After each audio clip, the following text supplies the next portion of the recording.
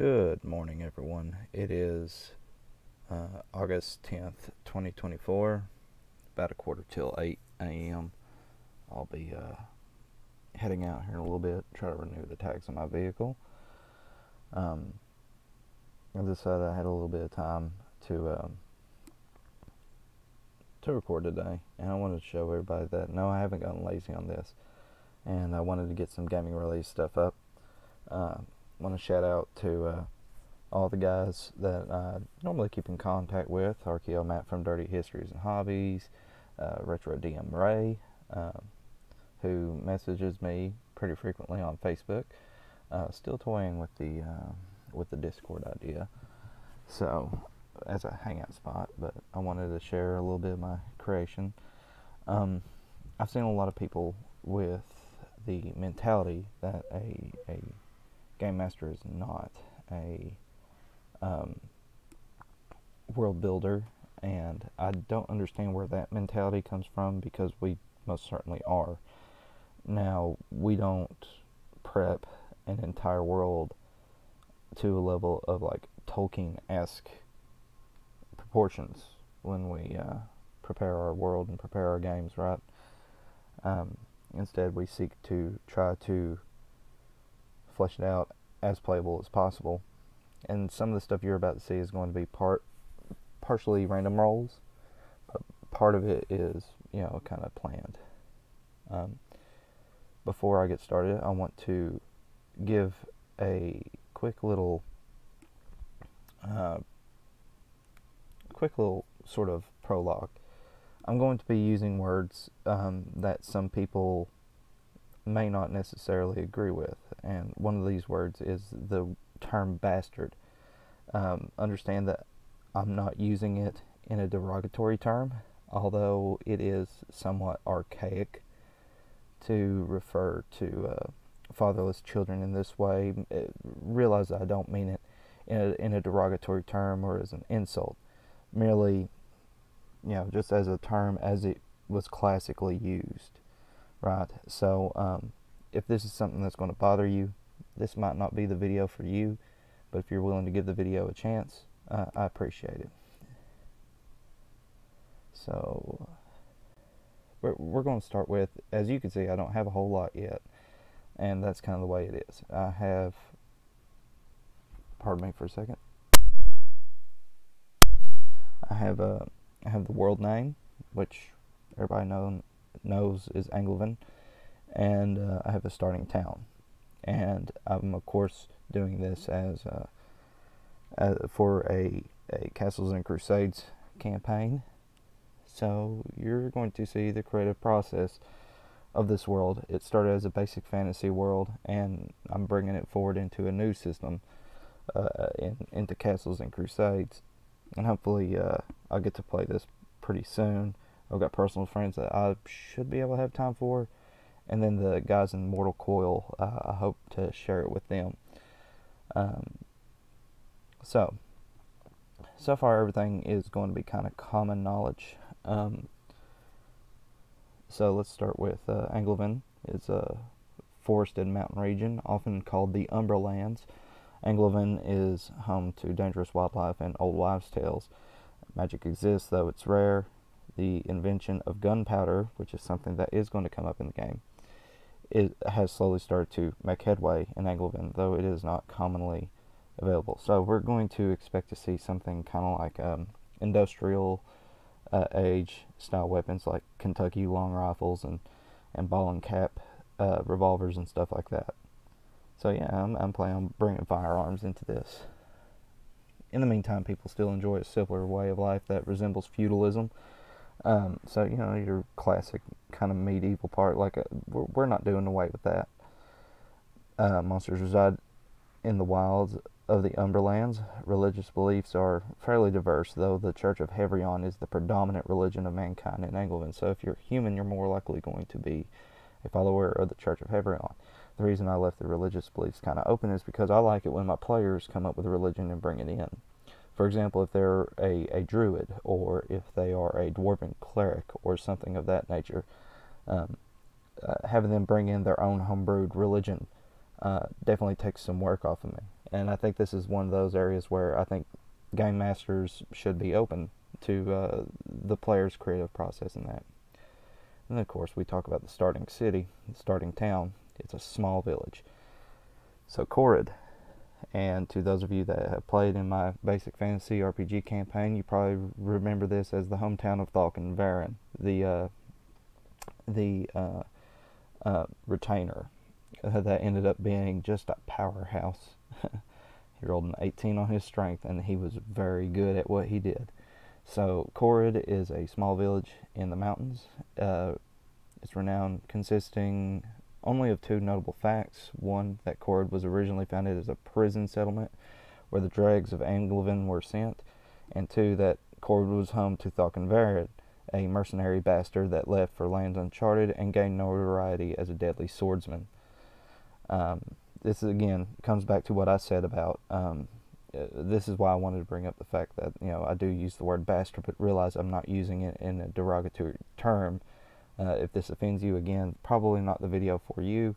But again, if you're willing to give this video a chance, here you are. I understand that the word has changed in meaning over the years, and it's mostly used as a derogatory term. That's not what I'm seeking to do here. So, Corid, being so far into the outskirts, has made it difficult to govern for the duchy. Instead of respecting the crown, Coridians respect only one governing force, the mongrels, a circle of half-blood men that were sent to the chapel of Corid as orphans to be raised as civilized as possible. The only strangers sent to Corid are travelers, merchants, churchmen, orphans, and criminals outside of the village used to reside a small prison that was dug underground known as the Devil's Rest. So let's take a look at what Corid looks like right now.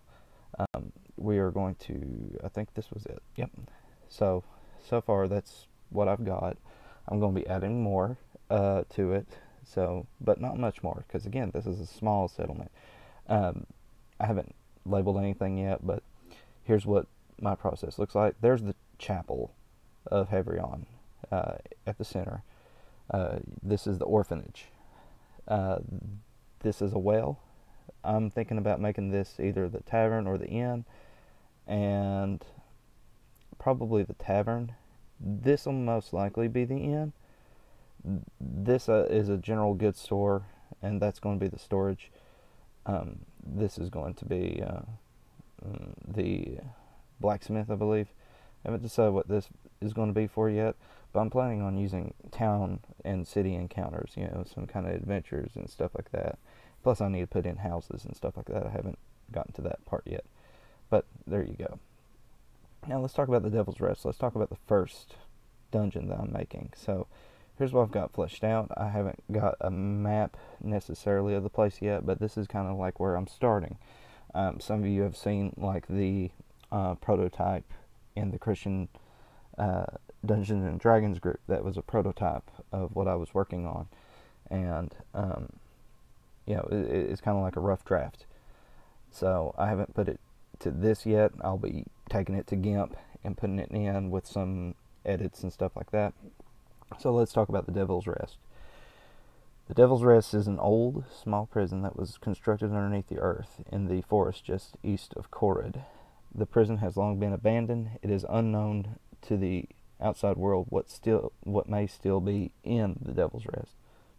The Church of Havrion has deemed the site forbidden grounds. And, you know, I'm going to apply rumors and stuff like that to this, you know, because even though I'm going to be using kind of a newer system with Castles and Crusades, I still have that old school mentality, you know, rumors and strangeness, you know. That being said, I do have a dungeon ecology. A lot. I understand that many people kind of kick back at that concept, but honestly, if I have a theme, and I'm going to work with that theme, and I don't care who might think whether that's truly OSR or not. That's I don't care. As far as I'm concerned, the stress of adventure and the freedom to pursue that dangerous occupation is really what makes the OSR the OSR. So let's start with monsters, and of course I've explained why these monsters are here. So starting first and foremost, Actually, I need to move a few things around. So let's take this guy. We're going to cut him. Whoops. We're going to cut him out. Cut. We're going to backspace a bit. There we go. That way that looks better. And because I want the main monster to be up front, because everything else is just kind of filler, right? So like the main monster, classic goblin. These small humanoids have moved into the prison. Since the church shut the prison doors away from use, these goblins are led by a young upstart goblin named Six Fingers, seeking to use the location as a military outpost for the Goblin King. You'll notice that I bold certain words and names and stuff like that, so that I can come back to this later and have more hooks, more ideas, more seeds to generate an idea. Six Fingers is a very old concept I've had ever since I got into this hobby, and I've been able to bring him here. I'm quite happy to finally be able to bring Six Fingers out. Snake venomous. Because the prison is now abandoned, many vermin have moved in. This has attracted many venomous vipers, copperheads, cottonmouths, and rattlesnakes to the location as a viable source of food. Again, I have a theme with these snakes, and I'm using very local species and genre of snake in this. It doesn't make sense for the feel and it doesn't make sense for the feel and the aesthetic of my game if I end up using a cobra. It just doesn't work because there's no cobras around here. You're not going to see a cobra outside of a zoo. You go to Louisville, that'll probably be the only cobra you ever see. Louisville's quite far away from me, so I go to the Knoxville Zoo whenever I do go to take my kids to the zoo. Knoxville is much closer. Pardon me, I got a cough. The Screecher, very classic kind of creature, planted by the goblins. I like to bold that. That now called the Devil's Rest home. The dark and moist atmosphere of the prison is ideal for the growth of fungi like the Screecher. These creatures act as an alarm for the goblins in case of an intruder. I like to bold things. Spiders. So let's get to them. The presence of vermin has attracted these giant arachnids. I see a typo. You also get to see my proofreading process. These giant arachnids to the underworld of the Devil's Rest. Two primary species represent these giant spiders, the black widow and brown recluse. Two very local venomous animals. Most likely going to be the ones that are in the Devil's Rest. I thought about putting slightly less potent spiders in here, but I felt like in terms of a dungeon, the two venomous ones, there's a caveat, and I'll explain that because I'm kind of a spider geek. I'm a geek about a lot of things. To use two species of spider, genre of spider, that are local to us, that many people fear, being the black widow and the brown recluse. The black widow, you could survive a bite. I highly recommend you go to the hospital, but you could survive a bite, kind of like you could a copperhead. Again, recommend hospital. Do not use this as an excuse to not go to the hospital if you are bitten by a cottonmouth or a black widow, but you are most likely going to survive. You're most likely going to survive the encounter. You're going to get sick. The brown recluse. I've been bitten by one of these before. Very overrated, overstated in the effects of the venom. I did have the necrosis that is that is characteristic of the bite. In fact, you could call it an almost severe envenomation, but by and large, it was nothing worse than having to take Benadryl and treating it with antibiotics because it looks like a staph infection. I didn't check my boot one day, and I got a hole in my heel for it, but it healed up just fine. I have a scar there. You are most likely going to survive a brown recluse bite. there has been no reported deaths attributed directly, undisputedly, to a brown recluse bite. But be that as it may, the fiddleback has which is another name for the brown recluse, has a reputation. And, this is a fantasy world, so why not use that reputation? So, even it's to the point where even some, if you go on to YouTube and you look up like the top 10 deadliest spiders in the world, for whatever reason, the brown recluse will make these lists. And these lists are normally made by either people living in California, over in Europe, or even a couple in Australia. A lot of people, for whatever reason, overblow the lethality of this creature to an insane degree. And in fact, you actually have to... There's plenty of people that have dispelled this rumor that these are incredibly dangerous and aggressive creatures. I've turned this video into a brown recluse video. Anyway, point being, the overblown, but this is a fantasy world, so let's use it. The violet fungus. This one, I'm sure that you guys are already being like, ooh, that's a little bit rough for a level 1 adventure, ain't it? Yeah, it's gonna be. The Underworld is home to organisms of strange adaptations, and the violet fungus is one of them. Hiding among the fungi such as screechers, the violet fungus lies in wait for any over-curious victims to feed. The goblins avoid these creatures, having not planted them. And then, of course, the giant rat. Now, this list of creatures was randomly rolled from the Castle Keeper's Guide, mostly. Some of it was edited, but the snake and the rat and the spider was actually the only one that I changed was the goblin. I inserted the goblin because I felt that the creature going in, this was too deadly of an encounter, so I changed it to a goblin, something winnable. But almost everything else fell in a way that's like, oh, that makes sense.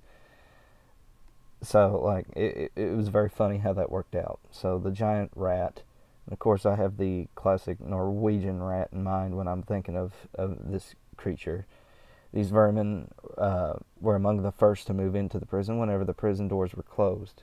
Because of the population boom of these creatures, they're normally the primary food source of other predators of the dungeon. They feed off of the dead, and they spread disease. Of course they do.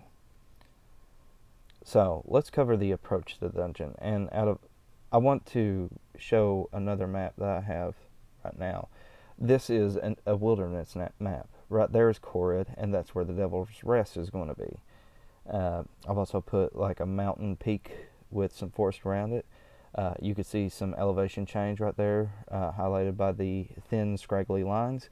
That's what I'm going for, a la the Keep on the Borderlands. If you've ever seen that map, you've seen the elevation changes in that map and the natural features, and that's kind of what I'm going for here. So with that in mind, that's that. And here's the area, the grounds. Pardon me, I got a cough again. Alright, so here's the approach to the dungeon. The Devil's Rest lies hidden in the forest east of Corid. So again, there's the forest east of Corid.